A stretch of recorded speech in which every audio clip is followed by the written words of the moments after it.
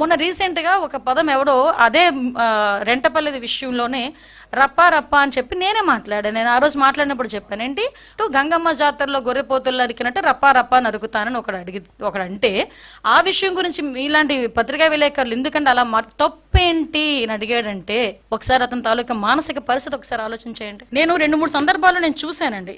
ఈ మధ్య కాలంలోనే ఒకడు గొడ్డలి పట్టుకుంటాడు ఒక చేత్తో వైసీపీ జెండా పట్టుకుంటాడు. జెండా పట్టుకొని వాడు ఇష్టం వచ్చినట్టు వాడు మాట్లాడతాడు. ఒకసారి ఇక్కడ చూస్తే మీకు నేను తర్వాత పంపిస్తాను. మీకు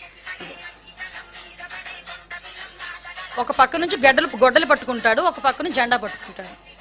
వీడు మళ్ళీ వైసీపీ కార్యకర్త. ఇలాంటి వాళ్ళందరినీ అంటే రెచ్చగొట్టే పరిస్థితుల్లో ఇలాంటి వాళ్ళందరినీ కూడా ప్రోత్సహిస్తున్నాడు, హింసను ప్రోత్సహించే పరిస్థితి.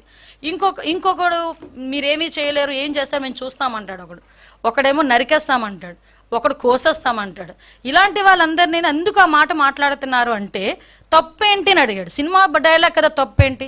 ఏ సినిమాలో నీకు చంపేసుకోవటాలు చాలా హింస చూపిస్తారు, ఆ హింస అంతా బయట చేస్తే తప్పు లేదా అంటే మీ దృష్టిలో తప్పు కాదా అది? దాని గురించి ఎవరైనా మేము ఏదైనా పోలీస్ కేసు పెడితే అదేదో పోలీసులు హింసించేస్తున్నారు అన్నట్టుగా మాట్లాడే పరిస్థితి కనిపిస్తూ ఉంటే నిజంగా చాలా బాధ అనిపిస్తూ ఉందండి. రాజకీయాలు ఇలాంటి వాళ్ళు ఉండడం అన్నది అర్హత లేని పరిస్థితి. అంటే ఇలాంటి రేపు పొద్దున్న 2029లో మేము వస్తాము, ఇలాంటి హింసను ప్రేరేపిస్తామని ఇండైరెక్ట్గా సమాజానికి చెప్పే పరిస్థితి ఈరోజు జగన్మోహన్ రెడ్డికి ఉంది అంటే ఒక్కసారి రాష్ట్ర ప్రజలందరూ కూడా ఒక్కసారి ఆలోచించుకోవాల్సిన అవసరం కూడా ఉంది.